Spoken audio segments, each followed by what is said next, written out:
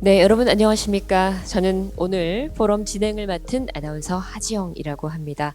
궂은 날씨에도 불구하고 이렇게 귀한 시간을 내셔서 참석해 주신 우리 내빈분들과 참석자 여러분들 만나 뵙게 되어서 진심으로 반갑습니다. 자, 그럼 지금부터 화성시와 한국지방자치학회가 공동으로 주관하는 2025년 화성특례시 발전을 위한 포럼을 시작하도록 하겠습니다. 먼저 세 분의 발제자님께서 지금 준비를 하고 계시는데요. 첫 번째 발제자분은 우리 수원시정연구원 박상우 연구위원님께서 화성 특례시의 지역 맞춤형 특례 권한 발굴의 필요성과 발전 방안에 대한 발제를 해 주시겠습니다. 여러분 박수로 환영해 주십시오. 특례시의 가장 커다란 문제는 국토를 균형적으로 발전해야지 된다는 가장 기본적인 이념적 논리와 그다음에 국가의 경쟁, 도시의 경쟁력이 국가의 경쟁력이라는 새로운 가치에 충돌하는 데에 특례시 제도가 있습니다. 도대체 100만 이상의 도시가 얼마나 되느냐? 세계적으로 355개밖에 안 됩니다. 그중에서 중국이 61개가 제일 많아요. 그래서 중국 빼고 OECD만 보게 되면은 OECD에서 한 57개가 되는데 저기 미국이 제일 많고 일본이 13개, 한국이 12개죠. 이제 화성까지. 근데 100만 정도 되는 도시가 요런 정도의 도시들입니다. 달레스나 뮌헨이나. 굉장히 커다란 도시야. 그럼 뭐 프랑크푸르트는 80만밖에 안 돼요. 그런데 세계적인 도시죠. 그런데 화성은 100만이 넘는데 프랑크푸르트만큼도 못한 그런 일을 하고 있는 거죠. 그래서 요 100만이 넘는다는 도시들은 해당 국가의 경제, 교육, 문화의 거점 도시고 글로벌 시티로서의 기능을 다 하고 있습니다. 즉 행정 기능이 요람에서 무덤까지 다 이루어져요. 거기서 태어나서 거기서 대학 나오고 거기서 직장 다니고 다 할 수 있어요. 그리고 생을 마치고 난 다음에 무덤에까지 다 할 수 있는데 화성은 과연 그럴까? 화성에서 태어나서 화성에서 대학 나오고 화성에서 자리 잡고 요거에 대한 문제점을 가지고 있는 겁니다. 다음입니다. 그럼 이 사람들은 어떻게 하고 있냐? 이런 도시들은 건설, 교통, 국토, 사회복지, 교육, 문화까지. 우리는 교육자치도 안 돼요. 시장님이 교장 선생님 하나 임명 못합니다. 교육자치 못하니까. 지금 이러한 상황에 있다.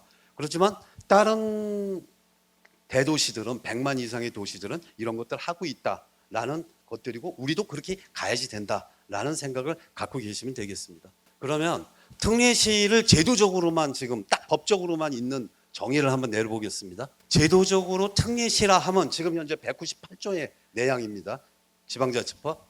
특별시, 광역시, 특별자치시, 특별자치도까지를 제외한 인구 100만 이상의 도시에 왜 특별자치도를 안 한 거는 뭐냐면 도니까 시가 아니니까 했습니다. 인구 100만의 도시예요. 그런데 문제는 뭐냐면 1항에 198조 1항에 대도시 50만 이상의 도시를 대도시라고 하고 그러고 난 다음에 관계 법률로 특례를 둘 수 있다라고 함으로써 요거 관계 법률로란 요 5개 때문에 다른 도시들은 도하고 협의해서 사무를 가지고 올 수 있는데 특례시는 오히려 일일이 개별법을 통과해야만이 특례를 갖고 올 수 있는 황당한 일이 벌어진 겁니다. 이게 법사위, 이게 그 행안위에서 논의될 때 빨리 하려고 그래서 그렇게 하고 난 다음에 그 밑에 1호 인구 100만 이상의 도시 가로 열고 이하 특례시라고 한다. 가로 닫고 한 바람에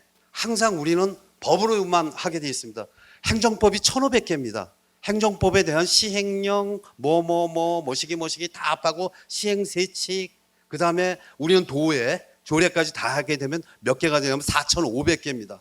그러면 거기에 따라서 그 하나를 일일이 1,500개의 행정법을 다 고쳐야 우리가 갖고 올 수 있는 법을 갖고 올 수 있다. 즉 작구상의 문제를 지금 가지고 있는 겁니다. 두 번째, 그렇게 하고 난 다음에 결국 특례시의 조건은 뭐냐? 자치단체의 종류상 시군구에 속합니다. 기초단체는 법률용어 아닙니다. 기초단체라는 건 법률용어 아니에요. 시군구예요. 시군구에 속하고 인구가 100만 이상의 도시다.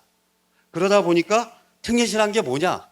포괄적 권한이양이 아니라 특례시를 영어로 번역하면 스페셜 시티가 아니라 스페셜 케이스 시티입니다. 케이스 바이 케이스예요. 네, 그래서 번대가 아닌 사무위주의 소극적인 이양이 되고 있다. 그런데 여기에 따라서 특례시가 갖고 있는 그러다 보니까 물리적인 한계가 있게 되겠죠. 지방사무가 약 한 10,000개 됩니다. 국가사무 전체 우리가 하는 사무가 6만 1,000개 정도 됩니다. 그중에서 10,000개 정도가 지방사무인데 그런 10,000개를 이루시로 우리가 필요할 때마다 10,000개를 하나씩 다 갖고 온다? 현실적으로 가능할까요? 불가능합니다. 그래서 물리적인 한계를 가지고 있다. 지금 현재 특례가 직접 처리한 사무는 광역단체가 한 3,200개 뭐 이렇게 하고 특례사무 지금 현재 100만 도시가 갈 수 있는 100만만 할 수 있는 거는 한 20여 개 정도입니다. 네, 20여 개 정도예요. 그다음에 다양성의 문제가 있어요. 아까 얘기한 특례시가 갖고 있는 문제. 그런데 특례시마다 처한 입장이 다 다르잖아요. 화성시는 이제 바다도 가능합니다. 그런데 화성시가 특례시 되기 전까지는 바다에 대한 권한은 창원시만 필요했어요. 그런데 지금 현재 우리 나중에 특별법에 보게 되면은 창원 바다에 대한 것도 있어요. 그런데 나머지 4개 도시는 바다가 필요 없어요. 그다음에 또 하나 5개 이제 특례시가 만나서 우리가 공동으로다가 특례를 갖다가 사무를 공동 요구하자 그러면은 대충 한 25%만 같아요. 그것이 뭔지 알아요? 재정에 대한 부분, 조직에 대한 부분 이외에 각각 도시마다 하고자 하는 방향이 달라요. 화성시는 도시 개발해야 돼요. 용인시는 도시 개발해야 돼요. 수원은 도시 개발할 필요가 있는 게 아니라 도시 관리하고 유지 관리 보수하는데 머리에 가 있어요. 그다음에 고향은 어디에 가 있어요? 철도에 가 있어요. 각기 동네마다 다 다르다.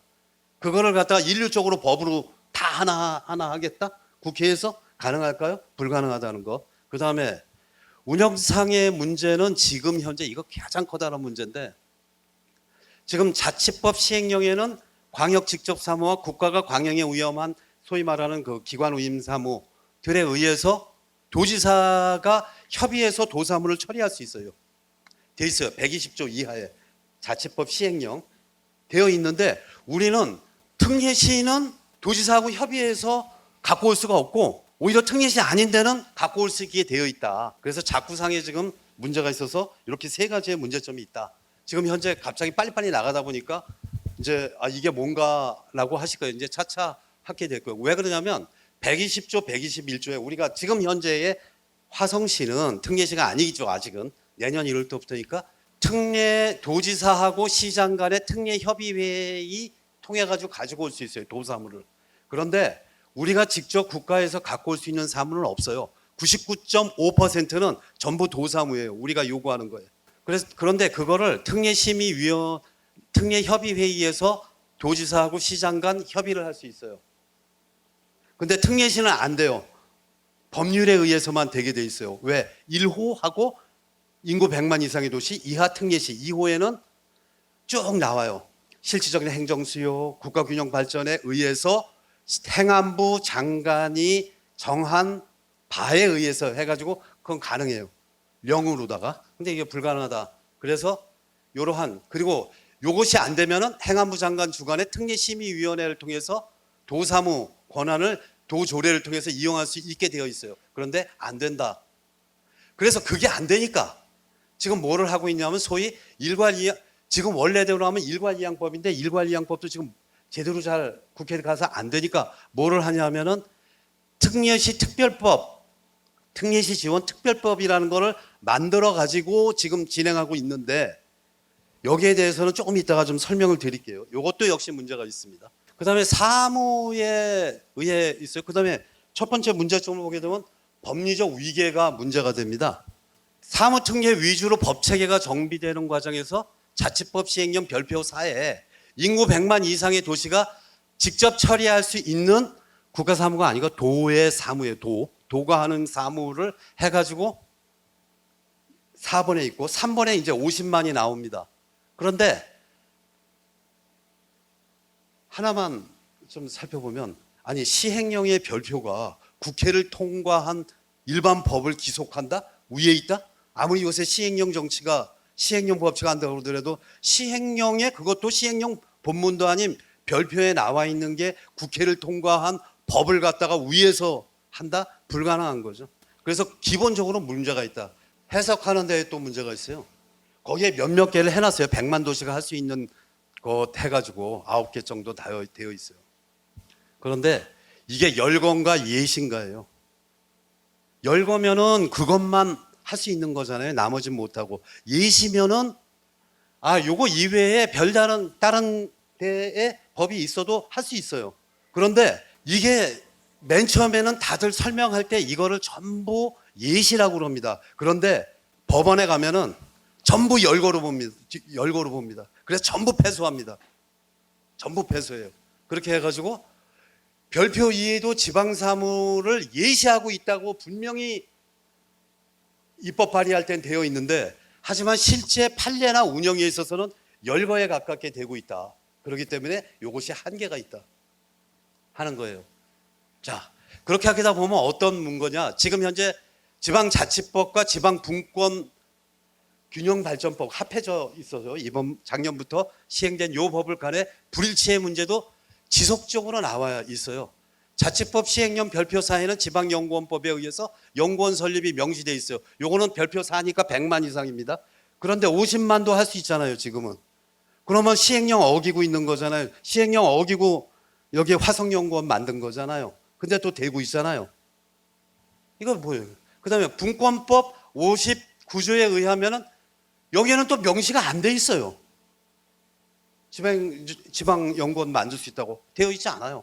그래서 도대체 이걸 어떻게 해야지 되는지. 그 다음에 자치법 98조의 명칭은 대도시 특례입니다. 도시라고 그래놓고 그 밑에 쭉 보게 되면은 군까지 인구 소멸이 까지 해가지고 군까지 언급이 돼 있어요. 이거 자꾸가 안 맞는 거죠. 기초단체라는 용어가 지방자치법상 법률 용어가 아니다 보니까 그리고 그걸 인정하고 싶지 않고 자기네들끼리 쓰고 싶다가 보니까 이러한 거죠. 그러다가 보니까 학술 용어고 통상의 용어다 보니까 시와 군 그리고 구가 성격적으로 각기 다르잖아요. 시군하고 구하고는 하나는 도시고. 우리 지금 일반 행정구 만들려고 그러는데도 또 지금 현재 이런 것들이 문제다. 그래서 하나의 자치단체로 다 묶어가지고 지금 현재 입법에 과중을 되고 있다는 겁니다. 그래서 그러면 특례시는 결국은 뭐냐? 결국은 시군구의 지위를 갖는다는 거예요. 도의정의가 아니고 인구만 100만이에요. 거기에 사무, 기구, 재정, 정원, 재정에 관한 특례를 부여하는 제도가 특례시의 특례다 하는 거죠. 그럼 사무에 관한 특례는 뭐가 있냐? 분권균형발전법 59조에 의해서 나와 있어요. 그 다음에 자치법 시행령 여기에 별표사에 나와 있습니다. 그 다음에 기구에 관한 특례가 있죠. 일단 제일 좋은 거는 내년도에 드디어 부시장이 한 명 생긴다는 거예요. 지금까지 부시장 없는데 부시장 한 명 생겨요. 이 부시장 제도가 생긴다 하는 거. 그 다음에 10조에 연계된 별표 4, 별표 5급 이하의 정원과 지방자치단체, 이게 제일 중요한데 자치단체의 기구 정원 규정에 의해서 인구수에 의한 직급 정원이 각각 따로 있는 거예요. 이거는 특례시와 관계없이 공무원 수, 정원은 따로, 기구는 따로 가는 거예요. 그런데 이것이 나중에 이따가 후에 발표하시는 일반 구하고도 연결이 되는 건데 각기 다른 데가 있어요. 그런데 그 중요한 구의 특례시의 구나 이러한 지방행정 체계가 법률에 의해서 정원 수나 이런 게 정원되는 게 아니라 이게 뭐예요? 규정이에요. 행안부 마음대로 라는 데에 문제가 크게 지금 자리 잡고 있는 겁니다. 자, 그래서 특례시가 이렇게, 그 다음에 재정에 대한 특례. 분명히 61조에는 징수액의 10%로 해서 교부할 수 있도록 되어 있어요. 그런데 타법 우선주의예요. 다른 법의 규정이 있으면 그 법에 우선한다는 게 우리 지금 현재 지방자치법의 가장 큰 한계인데, 그래서 지방세 기본법 시행령, 기본법이고 그것에 또 시행령에 의해서 3%로 징수교부금을 해놓고 있어가지고 3% 이상 받을 수가 없다. 이것이 지금 현재 특례가 없다. 더 문제는 뭐냐? 여기 의원님들 나와 계신데, 아니 그러면은 집행부에 대해서 특례가 있는데 왜 특례시 의회에 대해서 특례가 아무것도 없어요? 똑같은 거예요. 그런데 의회는 헌법기관이에요. 대한민국 헌법 117, 118조에는 지방의회를 두고 있어서 헌법기관인데 거기에는 무시하고, 어떻게 보면 시장 군수 이거는 자치법에 의해서 있는 거지 헌법기관이 아니에요. 그런데 지금 하고 있다. 그러고 난 다음에 특례시 지원 특별법 만들겠다. 그렇게 하고 난 다음에 거기에 담겠다. 그러고 난 다음에 또 좀 추진도 되고 있고 사실은 또 막 하다가 지금은 또 흐지부지 될까 말까 줄까 말까. 왜 그렇게 하게 되는? 그래서 지금 현재 하나하나 너무 이게 할 얘기가 많아서 제가 좀 그냥 빨리빨리 할게요. 지금 현재 50만 이상 도시에는 23개국인 76개를 해서 76개 다 갖고 와요. 일단 이건 지금 하고 있는 거예요. 100만 이상의 12개 법령 14개 특례를 해가지고 요러한 것들을 갖고 옵니다. 예, 이것이 이제 특례시가 되면 조금 달라지는 거예요. 그 다음에 재정 특례는 그럼 전혀 없느냐? 있어요. 소방분 지역 자원 시설세를 100만 이상의 도시에는 규정하고 있습니다. 그런데 이건 어디만 해당된다? 화성시는 아무 상관없어요. 창원시가 소방을 갖고 있기 때문에 거기에만 해당이 되고 100만 도시에는 아무런 해당이 되지 않는다. 그리고 그러면 우리도 소방 갖고 오면 좋을까? 천만의 말씀 절대 갖고 오지 마세요. 갖고 오는 순간 화성시가 지금 몇 안 되는 2개밖에 없는 불교부단체 부자 동네인데 그 순간 갑자기 교부단체 되면서 화성의 재정은 바닥납니다. 그러니까 갖고 오지 마세요. 그러고 난 다음에 최근에 입법 요구한 거 19개가 있는데 지금 뭐 이런 것들 사무특례를 하고 있대요. 대부분 하고 있었던 거고 51층 이상 건물 허가 이런 것들은 제가 분권위원회 전문위원 할 때는 없었던 거예요. 여기 1번, 2번은. 그런데 화성시도 사실은 수원 비행장과 또 이전 뭐 이런 거 있으면 51층 이상 절대 못 짓죠. 그죠? 고도 제한 때문에. 예. 그 다음에 지원특별법을 지금 하고 있지만 이거 한번 좀 살펴봐야 돼요. 그러면은 특례시 지원특별법의 모법이 지방자치법인가? 모법이 있어야 될 거 아니에요, 특별법은. 모법 없이 없는 특별법은 없으니까. 이게 아닙니다, 지금. 아까 얘기한 분권 균형 발전법은 특별법이 돼요. 그래서 인정이 돼요. 그런데 이게 특별법이 또 하나 있는데 또 특별법이 또 하나 한다는 거예요. 그런데 얘네들은 보편성을 갖고 있어요. 그 다음에 세종시법은 세종시법이라는 각각의 되어 있는데 얘는 자치법상 자치단체의 종류로다가 규정이 되어 있어요. 특례시는 규정이 되어 있지 않다는 겁니다. 그냥 시군 구지. 특례시가 규정되어 있지 않아요, 종류로. 그런데 지금 만들고 난 다음에 이걸 어떻게 할 거지? 저는 그게 지금 의문이에요. 되더라도 굳이 한다고 그러더라도 그러면은 도니까 강원도법, 전라도법과 전북도법 이게 특례인데 거기에 특례의 내용 하나도 없죠. 그냥 정치적인 수식어만 있지 내용은 없다 하는 거죠. 만들 수는 있어요. 자치단체의 종류니까 시는 안 있으니까. 하지만 잘못하면 선언적 형태가 되기가 쉽다. 그 다음에 특별법관 상충. 지금 현재 분권균형 발전법하고 아무리 이것이 신법이니까 신법 우선주의를 따른다 할지라도 보편성과 형평성을 중시하는 관행상 두 개가 상충이 됐었을 경우에는 법원에 가면은 분명히 여기 위주로 가게 될 거다. 그러면은 특례시 지원 특별법이 어떻게 될 것인가 하는 것. 그 다음에 이것이 통과가 될까 하는 겁니다. 가장 특례시의 문제는 뭐냐면 똑같은 시군구인데 똑같은 시군구 기초단체인데 그거를 서열화한다는 데 문제가 있습니다. 같은 특례시인데 같은 시군구인데 왜 누구는 특차 들어가고 누구는 안 들어가고 이거 대한민국 사람들 이거 못 참아요. 그런데 우리 지금 5개 특례시 다 해봤자 의원님들 25명? 24명? 될까요? 저는 이거에 대해서 지금 문제가 있다라고 보는 거고요. 이거 하나만 말씀을 드릴게요. 특례시는 뭐 갖고 와야 되느냐? 사무 이런 것들 갖고 와야 돼요. 도시개발 이런 것들 좀 갖고 왔으면 좋겠고요. 그 다음에 그러다가 보니까 소하천 정비 이런 것들 좀 규모가 있는 것들 갖고 왔으면 좋겠고요. 그 다음에 요거 수요 이렇게 해가지고 계량화할 수 있으니까 이거는 저기 화성연구원의 석호원 박사가 잘 하는 거니까 그대로 하면 되고요. 그렇게 해서 거기에 맞게 했으면 좋겠고요. 그 다음에 이런 일선에서 이러한 것들 개발했으면 좋겠고 그 다음에 이거 끝에 하나만 딱 말씀드리고 끝낼게요.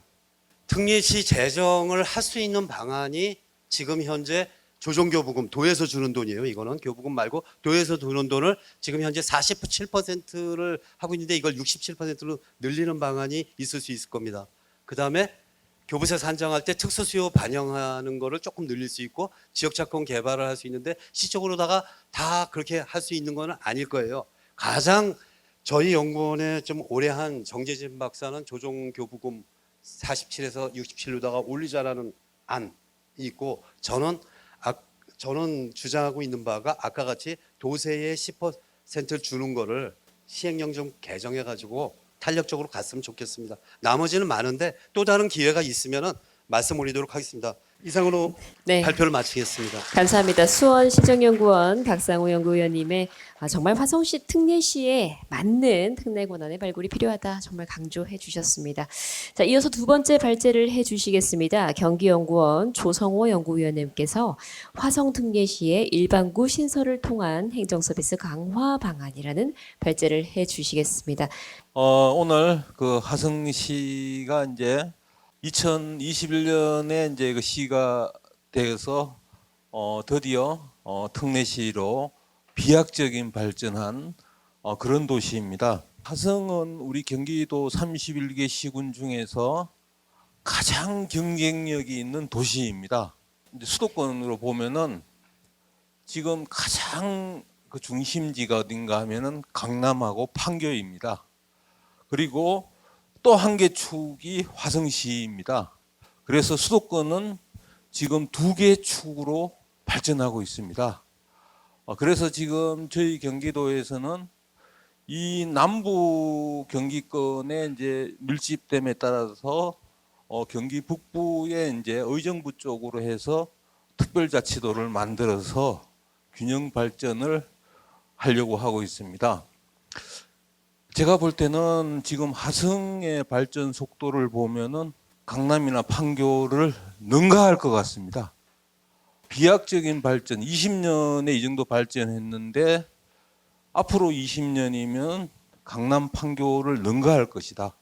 교통 인프라, 그리고 첨단 산업 이런 측면에서 아마 수도권의 최고 중심지가 되지 않을까. 화성의 시대가 된다고 저는 분명히 예측합니다. 그래서 저는 사실상은 100만 특례시는 찬성합니다. 경기도에 있지만은 100만이 넘어서 특례시는 찬성했기 때문에 제가 대통령 소속 자치분권위원회 위원할 때도 특례시는 찬성했습니다. 경기도에 소속하고 있지만은 저는 화성 시민들이 좀 억울하다고 생각해요. 인구 100만이 넘으면 원래는 광역시예요, 광역시. 울산광역시, 대전광역시. 그런데 특례시라는 거 조그만 하나 지위를 줘서 근한 조금 더 주고 뭐 재정특례는 거의 없고 그래서 앞으로 10월 달부터 이제 그 특별법을 만들어서 특례시 특별법을 만들어서 행재정 특례 권한을 주고 있기 때문에 화성시를 위시해서 수원시 그리고 고양시, 용인시, 창원시가 협력해서 앞으로 광역시에 버금가는 권한과 재정을 가져와야 됩니다. 그래서 거기에 저는 제 미력 하나만 힘을 보태서 지원해 주려고 합니다. 제가 오늘은 그러면은 일반구가 이제 설치가 100만 대도시 이상은 전부 다 일반구가 있습니다. 지금 화성시만 지금 일반구가 없습니다. 그래서 제가 그 설치에 대해서 개략적으로 설명을 드리려고 합니다. 그리고 제가 그 화성시에는 제가 자랑할 게 있어요. 제가 100만 대도시의 그 상급 티오를 제가 자치분권위원회 할 때 만들어 드렸어요. 그 자리로 치면은 지금 아마 화성시도 4개 내지 5개 자리가 될 것 같은데 제가 그건 기여한 겁니다. 그래서 수원시를 필두로 해서 했기 때문에 그런 부분도 있습니다. 그래서 근데 저를 화성시에서 그동안 안 불러주더라고요. 왜 안 불러주냐? 도에서 반대할까 봐. 전 찬성했는데 안 불러주더라고요. 그래서 속으로 참 옹졸하다 화성시 공무원들이 그렇게 생각했는데 오늘은 모처럼 처음으로 왔습니다. 그래서 제가 간단하게 설명을 드리겠습니다. 1949년도 지방자치법 때부터 우리 구제가 도입이 됐습니다. 구제가. 그러니까 역사가 깊은 거예요, 이게. 1988년도에 50만 대도시 특례가 도입이 됐고, 그리고 2010년도에 오늘날과 같은 조직 그리고 사무 재정 특례가 도입이 됐습니다. 그리고 제가 대통령 소속 지방행정체제 개편 추진위원회에서 그 4대 특례를 확정을 했고, 그래서 제가 얼만큼 대도시 특례시에 대한 애정이 많은 걸 알 겁니다. 근데 저를 계속 안 불러주더라고요. 그래서 지금 사무특례는 저기 있고, 그리고 부시장 한 명 두들 수 있는 거, 그리고 재정적인 그 투용자 심사 이런 특례가 있고요. 드디어 2021년도에 특례시를 만들 때 제가 반대하지 않았어요. 통과시킬 때 굉장히 기여했어요, 이거를. 그리고 이제 그 일반구 설치는 이제 화성시는 2019년도에 했고, 제가 볼 때 될 것 같아요. 100만 대도시하고 50만 대도시는 그 일반구 행정구가 설치 안 된 데가 많아요. 근데 100만 대도시는 행안부에서 거부할 명분이 없어요. 그래서 낙관적으로 보고 있고, 오늘 제가 예측을 하는데 분명히 될 겁니다. 제가 거짓말하지 않습니다. 예. 그래서 저기 일반구 설치 기준은 지방자치법 제3조에 의해서 할 수 있다라는 말씀을 드리고, 그리고 보통 한 50만 넘으면은 이제 그 분구를 하고 20만에 한 개 정도를 두는 그게 일반구 행정구이다. 근데 이제 그 최근에 이제 50만 이상 대도시들도 구를 설치하려고 하는데, 이제 그 시하고 구하고 중복 사무 때문에 지금 그 행안부에서는 그렇게 많이 해주지는 않는다라는 말씀을 드립니다. 그리고 이제 그러면은 그 일반구 설치의 그 필요성, 그 행정구 일반구를 두면 좋은 이유가 주민들이 편해요. 화성시 같은 경우는 아마 대한민국에서 면적이 가장 넓은 시에 해당이 돼요. 그러면은 저쪽에 그 대부도 그쪽에서 저기 만약에 시청까지 오는 거나 그런 걸 따지면 시민들이 엄청 불편해요. 그래서 구가 필요하고, 그래서 꼭 해야 될 그런 지금 입장입니다. 그래서 제가 모델을 하나 만들어 봤어요. 행안부의 그 효율성도 고려하고, 그리고 화성시는 앞으로 혁신적으로 가야 됩니다.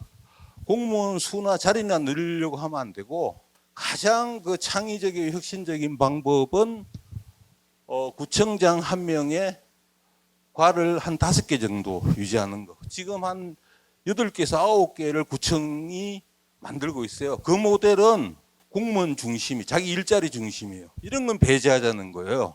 의원님들 앞으로 기구 정원 조례 이제 그 구청에 대해서 통과시킬 텐데 8개, 9개 올라오면 잘라버리세요. 제가 볼 땐 5개가 맞다. 그래서 저는 항상 생각하는 게, 공무원은 항상 그 인력과 예산을 늘리려고 그래요. 그게 파킨슨의 법칙이에요. 그걸 견제하는 게 시민이고 의원님들이에요. 그래서 오늘 제가 가이드라인을 좀 준 겁니다. 그래서 한 5개 정도가 좋다. 그 기능은 세정, 복지, 청소, 건축, 주택, 민원 이런 부분이 있고, 그리고 가별 평균은 한 25명 기준. 그리고 동원 좀 통합했으면 좋겠고. 사실상은 이거는 제가 돈을 많이 받고 이걸 제시를 해야 하는데 공짜로 제시를 해줬습니다. 이거. 그래서 그러면은 지금 이제 2가지 방법이 있어요. 현행대로 행안부에서 건의하는 방법이 있고, 특례시 특별법이 지금 이제 입법의결가 됐으니까 거기에 넣어가지고 구는 당연히 100만 이상 특례시는 설치를 해야 돼요. 그러니까 그 특별법에 이번에 이제 그 입법 예고기한이 거기에 넣든지 아니면 다 이번에 못 넣으면 다음에 개정안에 넣어서 행안부는 제가 볼 때 100만 대도시 특례에 대해서는 그걸 갖다가 승인 권한을 가지고 있으면 안 돼요. 아니 100만 이상 대도시가 됐는데 굴을 설치하겠다는데 마음에 들면 해주고 마음에 안 들면 안 해주고 그건 말도 안 된다는 얘기예요. 그래서 제 얘기는 특례시의 그 일반구 설치 권한은 화성시 본연의 권한이에요. 단지 행안부가 할 수 있는 거는 가이드라인은 제시해 줄 수 있어요. 과를 너무 설치 많이 하지 마라. 이 정도 가이드라인은 제시해 줄 수 있지 이거를 된다 안 된다 하는 거는 말도 안 되는 거예요. 우리가 해방 이후에 1949년도 지방자치법부터 대도시에는 굴을 설치할 수 있다고 못 박았어요. 그걸 갖다가 행안부에서 된다 안 된다 하는 거는 어느 도단이고, 그래서 제가 볼 때는 화성시는 100만 대도시 특례, 대한민국 어디라도 100만 대도시에 구 설치한 데가 있느냐 그거 따지면 돼요. 어리석게 갖다가 구신구신하지 말고. 그리고 이거는 본연의 권한이자 특례시에. 그래서 이번 특별법에 입법 예고되는데 넣어달라 이렇게 하시면 될 것 같습니다. 이상입니다.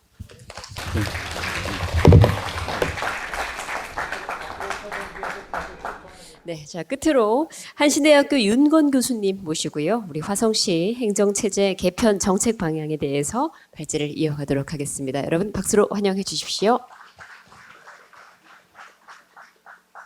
저는 한신대에서 근무하고 있는 윤건이라고 하고요. 저희가 한국행정학회에서 저희 연구를 진행을 했습니다. 그래서 그 진행 결과물을 오늘 좀 발표를 좀 드리려고 하고요. 앞서 두 분 발표를 너무 잘 들었는데 저희는 거기에 이제 어떤 정치적으로 이렇게 이제 특례 어떤 법안이 통과되면 이제 훨씬 더 수월하시겠지만 그 이전에 저희가 할 수 있는 최선을 다해서 어떤 굴을 좀 합리적인 방안으로 설치한다고 하면 어떻게 설치할 수 있을지에 대해서 저희가 연구를 한 결과물을 말씀을 좀 드리겠습니다. 오늘 저희가 말씀을 드릴 거는 이제 화성시가 지금 현재 어떤 설치 노력을 해왔고 그리고 그런 이제 일반구 설치할 때 우리가 고려해야 되는 이론적인 어떤 변수들 그리고 그 일반구를 설치한 사례들을 조금 더 살펴보고 최종적으로 화성시가 어떻게 설치할 수 있는지를 살펴봤습니다. 지금 화성시가 일반구를 설치하는 이제 과정은 기본적으로 이런 실태 조사서를 제출을 해서 시에서 도를 제출하고 그거를 이제 행안부가 검토를 해서 최종적으로 조례를 제정하면 완료가 되겠습니다.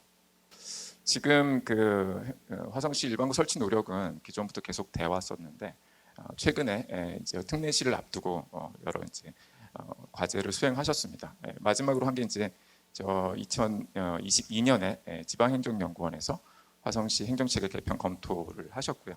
이제 거기에 후속해서 저희가 이제 데이터를 조금 더 보완하기 위해서 과제를 수행했습니다. 지금 현재 이제 화성시의 변화에 대해서는 여러분들 많이 이제 확인할 수 있으신데 어쨌든 그 인구 증가율 자체가 다른 데보다 훨씬 높고요.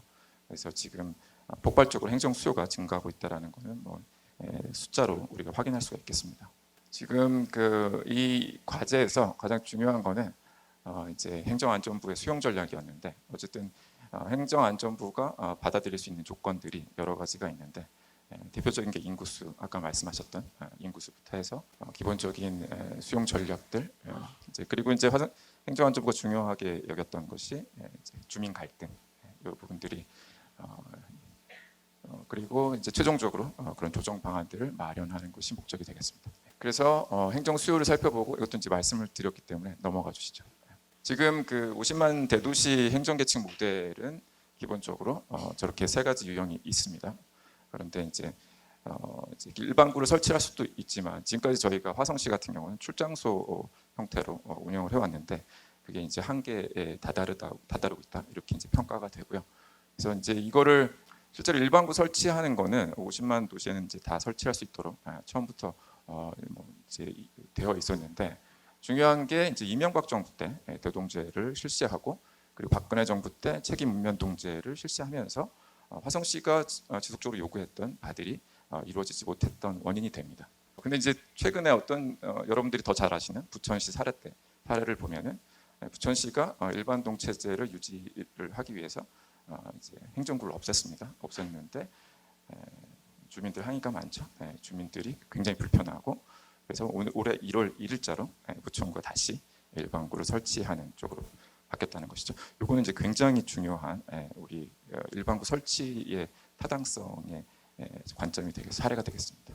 이제 우리가 일반구를 설치한다 하면 당연히 설치해야 되지만 우리가 이제 논리를 한번 고민해봐야 되는데 꼭 필요한가? 그래서 바뀌는 게 뭔가? 뭐 이런 말씀을 하시는데 실제로 일반구 설치가 반드시 필요한가 했을 때는 이제 행정 수요가 폭증하는 문제를 우리가 어떻게 해결할 것이냐. 그리고 설치하면 지금보다 좋아지는가? 이제 부천시가 왜 바꿨겠습니까? 라는 것. 그리고 일반구 설치해서 오히려 나빠지는 건 아니냐? 뭐 행정 비용? 근데 단기적으로는 기존 인력을 유지하고 뭐 인구 증가에 따른 필수 비용이라고 하고 그리고 실제로 일반구를 설치하지 않아서 나타날 수 있는 행정 비용들 그런 것들을 다 고려해야 된다. 이렇게 이제 보시면 되겠습니다. 그래서 이제 그 관련된 연구들을 많이 살펴봤는데요. 이 일반구 설치를 하려면 어떤 기준이 필요합니다. 그 기준으로 어떤 것을 우리가 써야 되느냐. 뭐 이제 논의가 많기 때문에 일단 마지막으로 넘겨주십시오. 그래서 이제 일반구 설치를 하려면 뭘 고려해야 된다. 이제 주요 변수가 뭐냐라고 했을 때 행정 효율이 중요하고 그다음에 생활권. 생활권은 이제 지역 주민 생활 편의성이라던가 지역 발전 역량 이런 것들이 있고 그다음에 지역 정체성이 되게 중요합니다. 우리가 4개의 구를 설치할 때 지역 정체성을 또 고려해야 되고 그리고 마지막에 이제 자연 지리성인데 이제 여러 가지 요소들을 저희가 고려해서 일반구 설치안을 만들어봤습니다. 지금 그 수도권 100만 도시 객관지표 데이터들을 살펴보면 실제로 뭐 수도권 100만 도시 주민등록 인구와 인구 증가율은 저기 이제 오른쪽에 보시면은 오른쪽에 보시면 여러분들 왼쪽이죠. 인구 증가율이 나오는데 지금 현재 100만 도시 수도권 100만 도시들의 인구는 감소하거나 정체 상태에 있습니다. 화성시하고 확실히 다른 측면들이 있고요. 그리고 이제 100만 신도시들의 그 도시 환경이나 산업 경제나 공공 서비스나 이런 행정 수요들이 다 차이가 조금씩 나고요. 그 중에서 보시면 지금 도시 환경 분야에서는 뭐 여러 가지 요소들이 있는데 수원이 가장 높고 고양이 가장 낮다거나 이런 식으로 어떤 그 100만 특례시마다 행정 수요들이 다르다. 앞서 이제 발표해 주신 발표자분도 이 부분을 얘기를 해주셨고요. 네, 넘어가겠습니다. 그리고 이제 이게 화성시보다 이제 공무원 수에 대한 어떤 자료인데요. 보시면은 2023년 12월 기준으로 화성시보다 적은 인구를 가지고 있는 성남이라던가 청주라던가 천안이라던가 뭐 심지어 저런 포항 이런 데도 다 자치구 아닌 구가 설치가 되어 있고 그리고 공무원 수 같은 경우는 성남이나 청주 물론 이제 청주 같은 경우는 이제 통합이 됐었기 때문에 공무원 수가 더 많을 수도 있지만 어쨌든 인구가 적은 어떤 자치단체 100만 도시 그러니까 100만 근처의 도시죠. 도시의 공무원 수가 훨씬 더 많다. 화성시보다 이런 문제들이 여전히 있는 거고요. 그리고 이제 그 수원시하고 용인시가 아무래도 화성시하고 가장 유사하기 때문에 조금 더 데이터를 들여다봤는데 기본적으로 이제 뭐 여러 가지 여러분들 보실 수가 있겠지만 수원시는 화성시하고 조금 그 특성이 다르죠. 수원시는 이제 도시형이고 이제 화성시는 모든 행정을 종합 행정을 해야 되는 형태라서 우리가 이제 참고할 것들이 그렇게 많지는 않지만 이제 중요한 게 저런 인구수 같은 것들은 어느 정도 20만 이제 보시면 권선구, 영통구, 장안구, 팔달구가 총인구를 보면은 20만을 대충 맞추고 있다 이렇게 이제 보시면 되겠고요. 그리고 이제 이 용인시가 그나마 이제 화성시하고 상당히 좀 유사한 특성을 보이는데요. 저기 이제 수지구, 기흥구, 처인구를 보시면은 처인구가 면적이 굉장히 넓죠. 그리고 기흥구, 수지구 이렇게 되어 있고 여기도 어쨌든 인구수는 20만을 훨씬 넓혀. 이게 이제 그 행안부 기준을 말씀드릴 때 행안부가 가장 이제 중요하게 여긴 인구수 이제 법에서도 그렇게 나와 있기 때문에 이제 행안부가 그런 권한을 갖고 있다에 대해서 우리가 문제 제기를 할 수도 있지만 그 문제 제기 이전에는 어쨌든 이런 인구수에 대한 기준이 굉장히 강력합니다.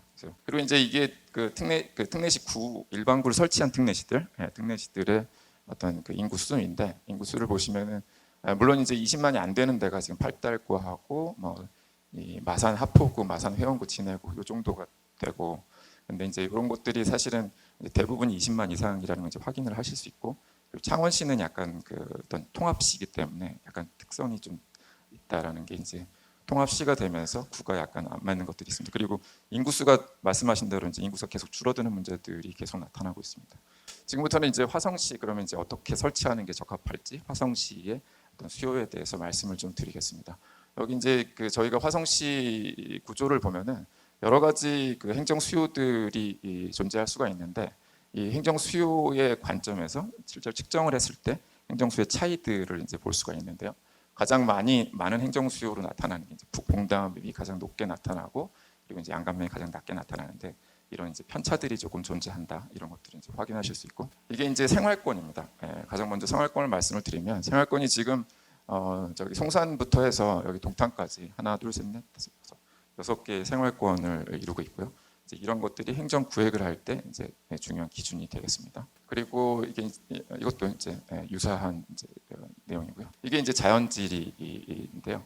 기본적으로 이제 이 화성시가 동서로 나눠져 있는 게 저 가운데 있는 그 산을 중심으로 좌우가 나눠져 있어서 기본적으로 저 구조가 이제 영향을 미치고 있습니다. 구획 설정할 때 이제 수계는 그렇게 큰 영향은 없는데 다만 이제 여기 가운데 보시면 화성호 중심으로 이 부분이 이제 나중에 이제 말씀드릴 어떤 그 1구역 쪽에서의 어떤 영향은 있습니다.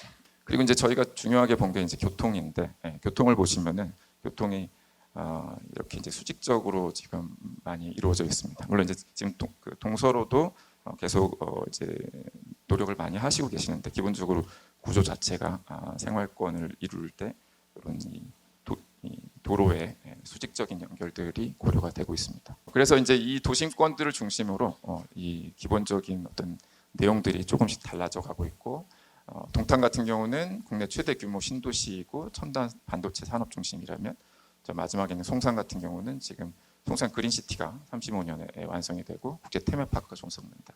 그래서 각 그 도심 구역별로 조금 다른 행정 수요들이 존재하고 있습니다. 지금 이제 현 출장소 체계인데요. 지금 이제 보시면은 출장소가 두 개가 있습니다. 동부 출장소와 동탄 출장소가 있는데 이 출장소의 어떤 형태가 지금 화성시청으로 이루어지는 저 엄청나게 큰 영역을 화성시청이 혼자 담당을 하고 있고 그 다음에 동부 출장소와 동탄 출장소가 구조를 가지고 있습니다. 그래서 이런 것들을 이제 우리가 고려를 하게 됩니다. 넘겨주세요. 그래서 행정 수요를 이제 분석해 보면은 지금 화성시에서 일반구가 왜 필요하냐를 얘기할 때 가장 대표적인 게 이런 겁니다. 화성시청까지 오는데 송산에서 50분이고 지금 동탄에서 오는데 120분. 네, 이제 이런 것들이 이제 생활 편의에서 가장 먼저 나오는 얘기입니다. 제가 이제 병점에 살고 있는데 병점에서 저기 남양시청까지 가는데 꽤 시간이 오래 걸리더라고요. 지금 그 행정 수요를 보면은 이제 뭐 일반 행정 분야, 기업 정책 분야, 인허가 토지들 이런 거 생각해 보면은 굉장히 많은 행정 수요가 증대하고 있다라는 것을 확인할 수가 있습니다. 그리고 지금 타 특례시에서 공무원 1인당 주민수를 보면은 화성시가 가장 적어요. 이런 것들을 보면은 우리가 그 이유가 무엇인가? 이제 출장소 체제 물론 이제 공무원 수로 따지면은 굉장히 효율적이다라고 표현하실 수도 있지만 그만큼 일반 주민들이 느끼는 고통들이 있는 것이죠.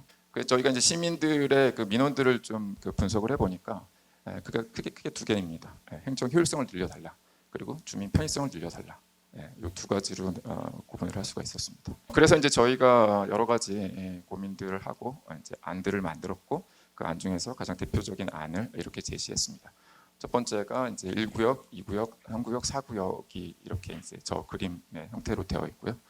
뭐 여러 가지 이제 저희가 시민 설명회 이제 또 화성시청에서 이제 다니시면서 설명도 드리면서 저도 참석을 했었지만은 이게 이제 뭐 조금씩 결은 다르지만 그래도 저희가 가장 적절한 안이다 하고 만든 안이라고 보시면 되겠습니다.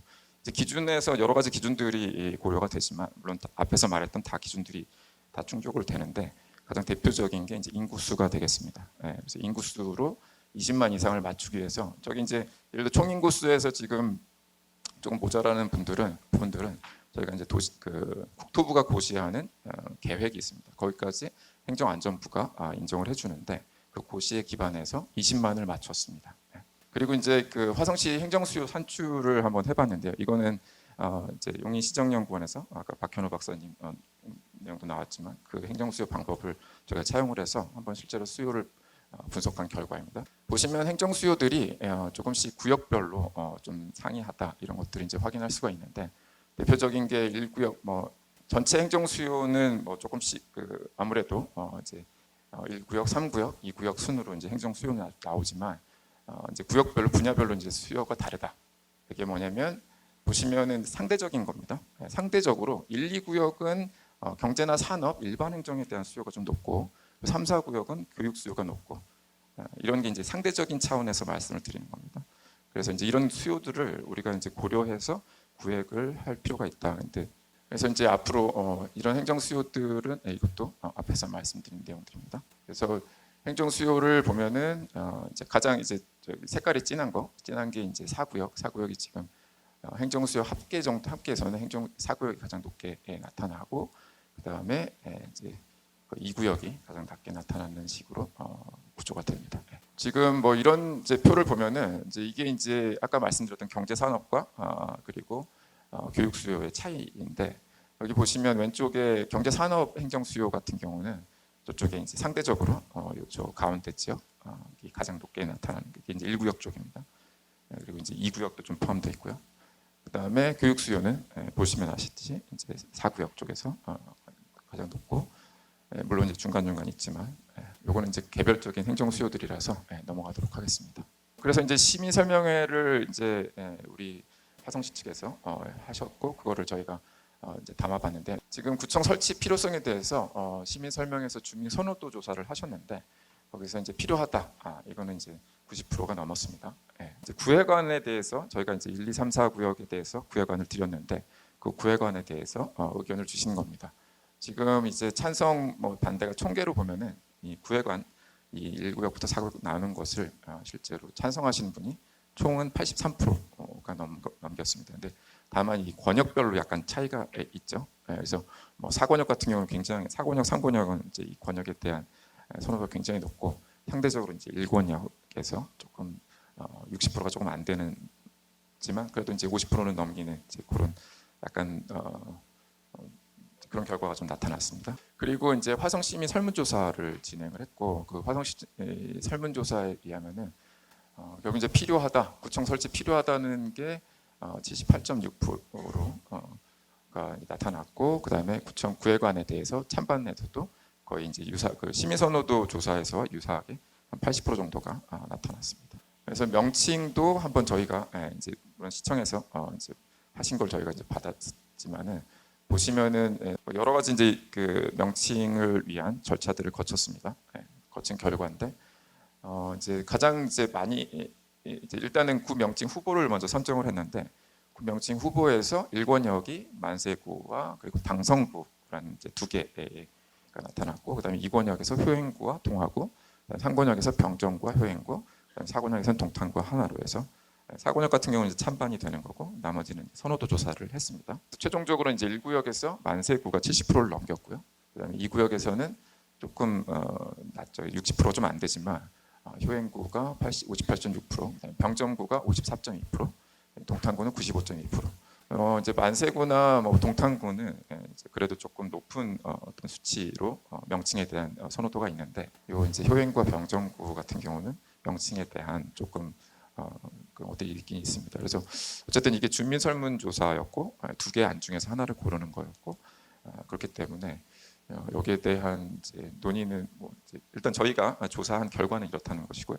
이제 앞으로 시의회나 이런 것들 진행하시면서 어쨌든 이런 결과물들이 충분히 이제 활용이 될 수가 있을 것 같습니다. 여러 가지 말씀을 드렸는데, 일단 기본적으로 이 4권역을 만든 4개 권역을 만드는 과정이 일단 여러 가지 선행 연구들에 기반해서 이제 만들어졌고요. 만들어진 것에 대해서 제가 데이터로 이제 여러 가지 시뮬레이션을 해봤는데, 어떤 수요들의 차이들을 반영하고 있다, 이렇게 보여지고, 다만 이제 어떤 이 구획안에 대해서 찬성 의견이 높은 데가 있고 조금 낮은 부분들도 이제 1권역 같은 경우는 보이는데, 이제 논의를 더 하셔야겠지만 어쨌든 1권역이 그 반대가 왜 그런 반대가 나오는지에 대한 고민들, 그리고 거기에 대한 행정 수요들을 반영해서 좀 더 이제 일본역 주민들이 받아들일 수 있는 어떤 그런 번역안들을 그런 노력들, 이 차후의 노력들이 이루어져야 된다는 생각이 들고요. 어쨌든 이제 의회에서 논의들이 진행이 되실 거기 때문에 이런 연구 자료들을 충분히 활용하시면 좋을 것 같다는 생각이 듭니다. 오늘 제 발표는 이렇게 마치도록 하겠습니다. 고맙습니다. 네, 감사합니다. 윤건 교수님 감사드립니다. 네, 전 지금까지 아나운서 하지영이었습니다. 고맙습니다.